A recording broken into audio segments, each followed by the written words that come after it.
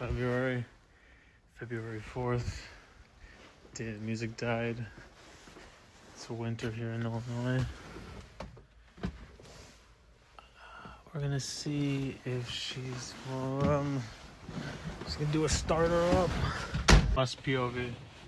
Cold start. Ooh. What the fuck? Uncle Remus?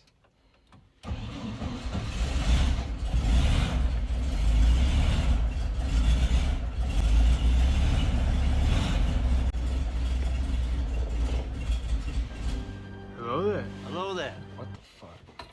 The radio works?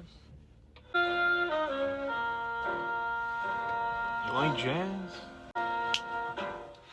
Let's get the car going.